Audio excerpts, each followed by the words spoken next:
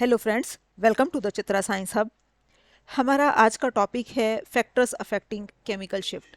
Chemical shift को कौन कौन से फैक्टर्स अफेक्ट करते हैं? तो ये चार फैक्टर जो हैं हमारे केमिकल शिफ्ट को अफेक्ट करते हैं। पहला इंडक्टिव इफेक्ट, दूसरा वैन डर वाल्स डीशिल्डिंग, तीसरा एनिसोट्रॉपिक इफेक्ट और चौथा हाइड्रोजन बॉन्डिंग। अब हम इन्हें डिटेल में स्टडी करेंगे। First, inductive effect. A proton is said to be deshielded if it is attached to the electronegative atom or group.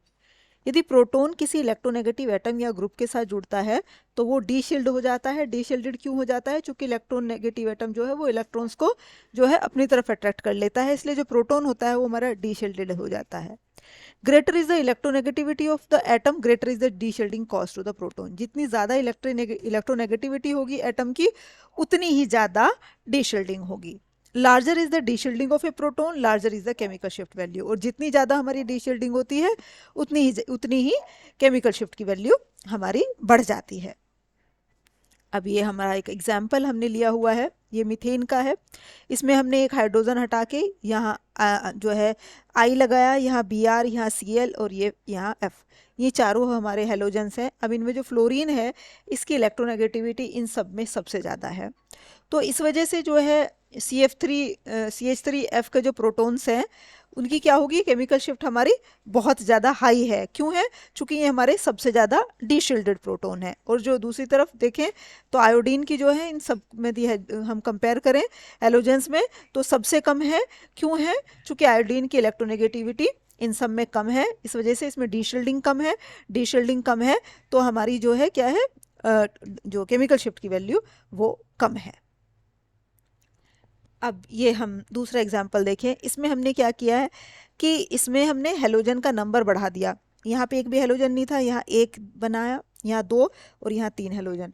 तो जिस केस में हमारे हेलोजन्स ज़्यादा होंगे वहाँ हमारी क्या है, केमिकल शिफ्ट की वैल्यू ज़्यादा हो जाएगी। As the number of electronegative atom or group attach to a particular carbon atom the proton increases, the chemical shift value also increases because of the increasing deshielding of the concern proton. जैसे हमारे electronegative atom बढ़ते रहते हैं हमारी chemical shift की value बढ़ती रहती है। क्यों बढ़ती रहती है? चूंकि हमारी डी शील्डिंग बढ़ती रहती है। The inductive effect weakens with increase the distance. जैसे जैसे हमारा डिस्टेंस बढ़ता रहता है इलेक्ट्रोनेगेटिव एटम से तो इंडक्टिव इफेक्ट हमारा कम होता रहता है, तो डीशील्डिंग का इफेक्ट भी कम होता रहता है। Therefore as the distance of proton increases from electronegative atom the deshielding effect due to it also diminishes. तो डीशील्डिंग इफेक्ट भी हमारा घटता रहता है जैसे जैसे इलेक्ट्रोनेगेटिव एटम से हमारा डिस्टेंस बढ़ता रहता है। And hence the farther protons from the electronegative atoms show lower value of chemical shift compare to closer protons. तो इसी वजह से जो प्रोटॉन्स जो है इलेक्ट्रोनेगेटिव एटम से दूर होते हैं उनकी जो क्या है, हमारी केमिकल शिफ्ट की वैल्यू जो है क्या होती है, जो है जो हमारे फार्दर प्रोटॉन है इलेक्ट्रोनेगेटिव एटम से उनकी केमिकल शिफ्ट की वैल्यू कम होती है एज कंपेयर टू उन प्रोटॉन्स के जो हमारे इलेक्ट्रोनेगेटिव एटम के पास हैं। जैसे कि हमने एग्जाम्पल दिया हुआ है, इसमें जो है हेलोजन से ये हमारा पास है और इसमें इसकी दूरी बढ़ गई है। क्यों? चूंकि ये CH2 ग्रुप हमारा बीच में आ गया, इसलिए इसकी जो केमिकल शिफ्ट की वैल्यू है वो हमारी ज़्यादा है, 3.05 है, और इसकी हमारी घट के 1.48 हो गई। अब दूसरा जो फैक्टर है वो है van der Waals shielding, steric effect भी कहते हैं। In overcrowded molecules, it is possible that some protons may occupy sterically hindered position, resulting in van der Waals repulsions. जो हमारे overcrowded molecules होते हैं इनमें जो होते हैं हमारे protons जो होते हैं जो वो हमारे क्या है, स्टेरिकली हिंडर्ड पोजीशन ऑक्यूपाई कर लेते हैं। तो इस तरह के मॉलिक्यूल्स में जो बल्कि ग्रुप का इलेक्ट्रॉन क्लाउड होता है वो हमारे प्रोटॉन के इलेक्ट्रॉन क्लाउड को रिपेल करता है। अब हमारे चूंकि इलेक्ट्रॉन को उसने रिपेल कर दिया तो हमारे उस प्रोटॉन पे इलेक्ट्रॉन की जो इलेक्ट्रॉन का अमाउंट है वो कम हो गया, इलेक्ट्रॉन उसने उससे दूर रिपेल कर दिए। तो इस वजह से क्या होगा, वो प्रोटॉन हमारा डीशील्डेड हो जाएगा, और डीशील्डेड हो जाएगा तो केमिकल शिफ्ट की वैल्यू उसकी हाई हो जाएगी। जैसे कि हमने ये एग्जाम्पल दिया हुआ है, यहाँ जो है हमारा जो प्रोटॉन है वो क्या है, हमारा क्राउडेड है एज कंपेयर टू दिस। तो इस वजह से हमारी इसकी वैल्यू जो है केमिकल शिफ्ट की वैल्यू हमारी ज़्यादा हो जाएगी। क्यों ज़्यादा हो जाएगी? चूँकि डीशील्डिंग हमारी बढ़ जाएगी। तीसरा इफेक्ट है एनिसोट्रॉपिक इफेक्ट कह लें या स्पेस इफेक्ट कह लें। In compounds containing double and triple bond, circulation of pi electrons about nearby nuclei generates an induced field which can either oppose or reinforce the location of protons or space occupied by the proton. वो compounds जिनके अंदर double या triple bond होता है उनके अंदर जो पाई cloud circulate होता रहता है, वो पाई क्लाउड अपना एक मैग्नेटिक फील्ड जनरेट करता है जिसे हम इंड्यूस फील्ड कहते हैं।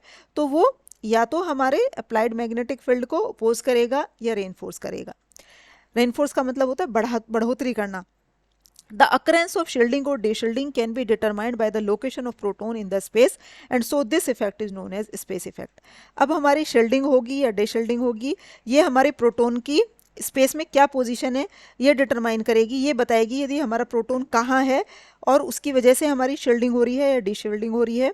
तो प्रोटोन्स की जो है स्पेस में क्या पोजीशन है, इसकी वजह से शील्डिंग और डीशील्डिंग डिसाइड होगी। इस वजह से हमारा इफेक्ट का नाम है space effect. Anisotropy means uneven magnetic field in space. Anisotropy शब्द का क्या मतलब है कि अनइक्वन मैग्नेटिक फील्ड है। Different regions of space are characterise by different magnetic field strength. इसमें क्या है कि हमारा जो डिफरेंट जो है मॉलिक्यूल के अंदर जो अलग अलग पार्ट है उसमें जो है मैग्नेटिक फील्ड का इम्पैक्ट जो है अलग अलग आ रहा है। The anisotropic effect depend upon the orientation of molecule with respect to applied field. जो एनिसोट्रॉपिक का इफेक्ट है वो किस चीज़ के ऊपर डिपेंड करता है कि मॉलिक्यूल का हमारा अप्लाइड फील्ड के रेस्पेक्ट में हम देखें तो ओरिएंटेशन किस तरफ है। In fact A proton experiences 3 different fields. हमारा जो प्रोटोन है वो 3 तरह के फील्ड एक्सपीरियंस करता है। एक तो जो हम बाहर से मैग्नेटिक फील्ड लगा रहे हैं और एक जो इंड्यूस फील्ड। इंड्यूस फील्ड भी हमारा 2 तरह का हो गया। इंड्यूस फील्ड एक तो जो हमारे सिग्मा इलेक्ट्रॉन्स जनरेट करते हैं और एक पाई इलेक्ट्रॉन जनरेट करते हैं। तो एक प्रोटोन जो है हमारे 3 तरह के फील्ड को फेस करता है, एक अप्लाइड मैग्नेटिक फील्ड, एक induce magnetic field generated by sigma electron और तीसरा induce magnetic field generated bye pi electrons. The pi electrons are more polarizable than the sigma bond electron. जो pi electrons होते हैं वो sigma bond के comparison में ज़्यादा polarized होते हैं। Therefore, the induced magnetic field due to pi electrons movement is stronger than that generated by sigma electrons. इसी वजह से जो induced magnetic field pi electrons generate करते हैं उसकी स्ट्रेंथ हमारी ज़्यादा होती है as compare to magnetic field generated by sigma electrons. Depending on the position of protons in the induced magnetic field, it can either be shielded or deshielded. यह position क्या है प्रोटॉन्स की हमारे इंड्यूस्ड मैग्नेटिक फील्ड में, इसके base जो है यही हमारा वो शील्डेड भी हो सकता है और डीशील्डेड भी हो सकता है। अब एल्कीन्स के प्रोटॉन्स में हम देखेंगे कि शील्डिंग हो रही है या डीशील्डिंग हो रही है। An alkene molecule in an external magnetic field is so oriented that the plane of double bond is perpendicular to the applied magnetic field. जो हमारा एल्कीन का मॉलिक्यूल है वो एक्सटर्नल मैग्नेटिक फील्ड में अपने आप को इस तरह से ओरिएंट करके रखता है, इस तरह से एडजस्ट करके रखता है कि जो हमारा डबल बॉन्ड का जो प्लेन होता है वो अप्लाइड मैग्नेटिक फील्ड के परपेंडिकुलर होता है। Thus the circulation of pi electrons is perpendicular to the carbon hydrogen framework of the molecule. तो जो हमारा कार्बन हाइड्रोजन का फ्रेमवर्क है उसके परपेंडिकुलर होता है हमारा pi electron cloud. As a result induce magnetic field caused by the circulation of pi electron is in the opposite direction of magnetic field. इसी वजह से जो induce magnetic field pi electrons बनाएंगे उसका डायरेक्शन अप्लाइड मैग्नेटिक फील्ड से opposite होता है और इसे हम कहते हैं diamagnetic. And the carbon atoms and जो है हमारा उसका जो अप्लाइड मैग्नेटिक फील्ड का के जो पाई इलेक्ट्रॉन्स ने जो मैग्नेटिक फील्ड जनरेट किया इंड्यूस मैग्नेटिक फील्ड वो ऑपोजिट होता है अप्लाइड मैग्नेटिक फील्ड के। And in the direction of applied magnetic field in the region of olefinic proton. तो हमारे जो है और जो ओलिफेनिक प्रोटोन्स हैं हमारे वो क्या हो जाएंगे, हमारे जो उनका डायरेक्शन तो है अप्लाइड मैग्नेटिक फील्ड की तरफ और जो हमारे पाई इलेक्ट्रॉन का क्लाउड है उनका डायरेक्शन है मैग्नेटिक फील्ड का के ऑपोजिट। तो हमारे 2 इफेक्ट हो गए, जो पाई इलेक्ट्रॉन का क्लाउड है उसका डायरेक्शन तो है अप्लाइड मैग्नेटिक फील्ड के ऑपोजिट और जो हमारे ओलिफेनिक कह लें या विनाइलिक प्रोटॉन्स जो हैं उनका डायरेक्शन जो है वो है हमारा अप्लाइड मैग्नेटिक फील्ड की तरफ। तो 2 हो गए, एक ओपोजिशन में और एक उसके डायरेक्शन में। Therefore olefinic protons experiences greater field strength and consequently resonant as larger value of chemical shift.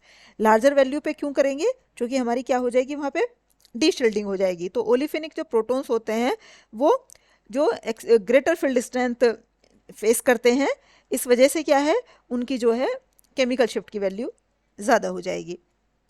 ये हमारा डायग्राम से हम समझेंगे, ये तो हो गया हमारा शील्डेड रीजन, ये हो गया हमारा डी शील्डेड रीजन। तो जो पाई इलेक्ट्रॉन क्लाउड जो इंड्यूस मैग्नेटिक फील्ड बना रहा है वो हमारे अप्लाइड मैग्नेटिक फील्ड से ऑपोजिट है, और जो हमारे जो विनाइलिक प्रोटॉन्स के जो इलेक्ट्रॉन्स हैं ये जो हमारा फील्ड बना रहे हैं ये इसके क्या बना रहे हैं, इसके डायरेक्शन में बना रहे हैं। तो ये हमारा क्या हो जाएगा, डी शील्डेड रीजन हो जाएगा, और ये हमारा हो जाएगा शील्डेड रीजन। तो induce magnetic field reinforce the external magnetic field, इस वजह से क्या हो जाएगी, हमारी डी शील्डिंग हो जाएगी। अब एल्काइन प्रोटॉन्स की बात करने लगे। An alkyne molecule when placed in external magnetic field is so oriented that the plane of the triple bond lies parallel to the direction of magnetic field। जो हमारा alkyne molecule होता है ये अपने आप को मैग्नेटिक फील्ड में इस तरह से ओरिएंट करता है कि जो ट्रिपल बॉन्ड होता है हमारा वो अप्लाइड मैग्नेटिक फील्ड के पैरेलल में आ जाता है। The induced magnetic field caused by the circulation of pi electron of the triple bond is in the opposite direction of the applied magnetic field. तो जो इंड्यूस्ड मैग्नेटिक फील्ड जो pi electrons बना रहे हैं वो किस डायरेक्शन में होगा, opposite to the direction of applied magnetic field in the region of acetylenic proton. Therefore acetylenic protons are shielded, इस वजह से एसिटाइलिक प्रोटॉन जो होते हैं हमारे शील्डेड होते हैं, and experiences lesser field strength, और कम जो है फील्ड स्ट्रेंथ एक्सपीरियंस करते हैं, और इस वजह से वो जो है केमिकल शिफ्ट की कम वैल्यू पे ही रेजोनेट हो जाते हैं, या ये कह लें कि उनकी केमिकल शिफ्ट की वैल्यू हमारी कम होती है। ये देखो ये हमारा ओरिएंटेशन है, इसने जो है हमारा ट्रिपल बॉन्ड ने अपने आप को अप्लाइड मैग्नेटिक फील्ड के अलोंग ही अलाइन किया हुआ है, इस वजह से जो है हमारी यहाँ पे जो है ये जो हमारा ओरिएंटेशन आ रहा है ये अप्लाइड मैग्नेटिक फील्ड के जो है डायरेक्शन में आ रहा है। जो इसने ये इंड्यूस मैग्नेटिक फील्ड बना रहा है ये इसी डायरेक्शन में बना रहा है, तो इस वजह से हमारी क्या हो रही है, शील्डिंग हो रही है। अब यदि एरोमेटिक प्रोटॉन्स की बात करने लगे, in benzene the pi electrons are delocalized cylindrically over the aromatic ring. Benzene के अंदर क्या होता है, जो पाई इलेक्ट्रॉन का क्लाउड है वो हमारा क्या होता है, वो सिलेंड्रिकली डीलोकलाइज्ड हो जाता है प्लेन के ऊपर और प्लेन के नीचे। When a magnetic field is applied perpendicular to the plane of aromatic ring, जब हम एक मैग्नेटिक फील्ड लगाते हैं perpendicular to the plane of aromatic ring, the circulation of pi electrons produces a ring current। जो हमारे pi electrons हैं वो एक रिंग करंट जनरेट करते हैं, और वो रिंग करंट क्या बनाता है, एक इंड्यूस्ड मैग्नेटिक फील्ड किसके, प्लेन के perpendicular. The induced magnetic field is in the opposite direction.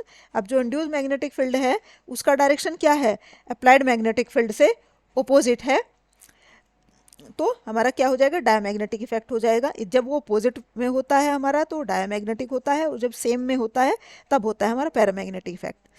तो but outside the ring it is in the same direction, लेकिन रिंग के बाहर जो है वो क्या है हमारा, वो जो है सेम डायरेक्शन में है अप्लाइड मैग्नेटिक फील्ड के। तो इसके अंदर दो इफेक्ट आ गए, एक रिंग के अंदर वाले का और एक बाहर वाले का। तो जो बाहर वाले जो हैं हमारे, जो बाहर वाले जो हैं उनका जो ओरिएंटेशन है वो अप्लाइड मैग्नेटिक फील्ड के डायरेक्शन सेम डायरेक्शन में है, और जो हमारे ये जो ring current pi electron generate कर रहे हैं उनका जो डायरेक्शन है वो अप्लाइड मैग्नेटिक फील्ड से ऑपोजिट है।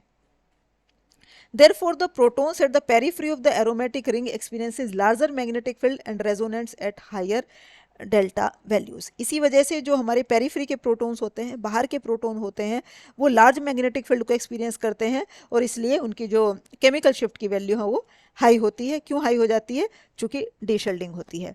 Protons which are present above और below to the plane of aromatic ring resonate at low delta value. और प्रोटॉन्स जो हमारे प्लेन के ऊपर और प्लेन के नीचे होते हैं, जो हमारे पाई इलेक्ट्रॉन क्लाउड के जो पाई इलेक्ट्रॉन क्लाउड की वजह से जो हमारा इंड्यूस मैग्नेटिक फील्ड बना है उसकी बात कर रहे हैं हम। Protons which are present above और बिलो द प्लेन, जो प्रोटॉन हमारे प्लेन के ऊपर और प्लेन के नीचे हैं वो हमारे क्या है, कम जो है कम डेल्टा वैल्यू पे ही रेजोनेट हो जाएंगे। कहने का मतलब है उनकी केमिकल शिफ्ट की वैल्यू जो है कम हो जाती है। क्यों हो जाती है, क्योंकि वो हमारे शील्डेड प्रोटॉन्स होते हैं।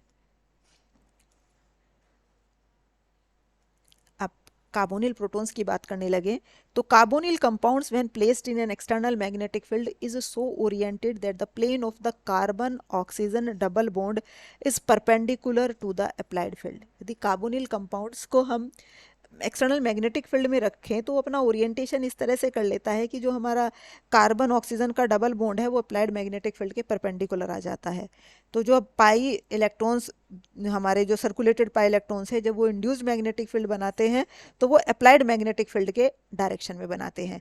The circulation of pi electrons generates an induced magnetic field which is in the direction of applied magnetic field at the aldehydic proton. तो जो हमारे पाई इलेक्ट्रॉन्स का क्लाउड है जो इंड्यूस्ड मैग्नेटिक फील्ड बना रहा है उसका डायरेक्शन क्या है, जो है उसका डायरेक्शन जो है along the applied magnetic field है। Therefore aldehydic protons experience greater field strength. इसी वजह से जो एल्डिहाइडिक प्रोटॉन्स है वो ग्रेटर फील्ड स्ट्रेंथ को एक्सपीरियंस करते हैं और इस वजह से उनकी जो केमिकल शिफ्ट की वैल्यू है वो ज़्यादा हो जाती है। क्यों ज़्यादा हो जाती है? डीशिल्डिंग की वजह से। In addition the higher electronegativity oxygen atom also contribute to the higher delta value of aldehydic proton. इस इफेक्ट के साथ साथ ये दूसरा इफेक्ट भी है एक कि जो चूँकि ऑक्सीजन की इलेक्ट्रोनेगेटिविटी हमारी हाई होती है तो इस वजह से वो भी हायर डेल्टा वैल्यू को कंट्रीब्यूट करेगा, उसकी वजह से भी हमारी जो है केमिकल शिफ्ट की वैल्यू बढ़ जाएगी। ये हमारा इसका डायग्रामेटिक रिप्रेजेंटेशन है कि किस तरह से जो हमारा इंड्यूस मैग्नेटिक फील्ड है वो रेनफोर्स करता है, बढ़ाता है हमारा एक्सटर्नल मैग्नेटिक फील्ड को, और ये हमारी क्या होती है, हमारी डीशिल्डिंग हो जाती है। अब जो हमारा लास्ट फैक्टर है हाइड्रोजन बॉन्डिंग।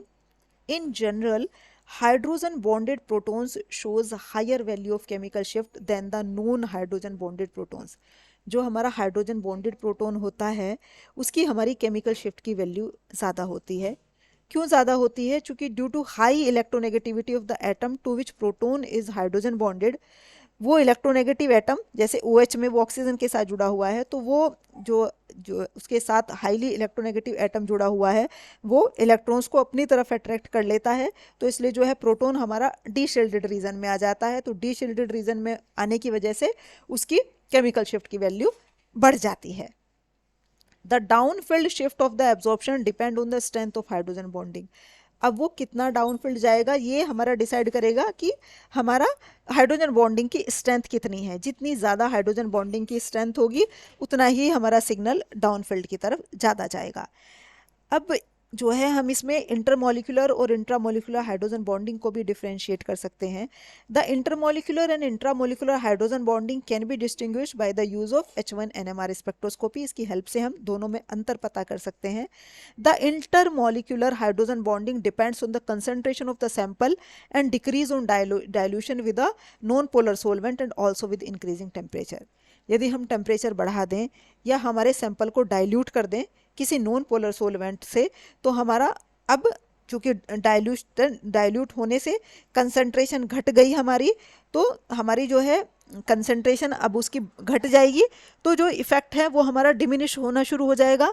तो दूसरी तरफ यदि हम इंट्रामोलिकुलर हाइड्रोजन बॉन्डिंग की बात करने लगे तो इसमें हमारी जो है इस चीज़ का कोई इफेक्ट नहीं आएगा। हम उसकी डाइल्यूशन कर दें जो है हम तो उसका कोई इम्पैक्ट नहीं आता कि सैंपल की कंसंट्रेशन का इस पे कोई फ़र्क नहीं पड़ेगा हमारे इंट्रामोलिकुलर हाइड्रोजन बॉन्डिंग पे, लेकिन इंटरमोलिकुलर हाइड्रोजन बॉन्डिंग पे हमारा इसका इम्पैक्ट होगा।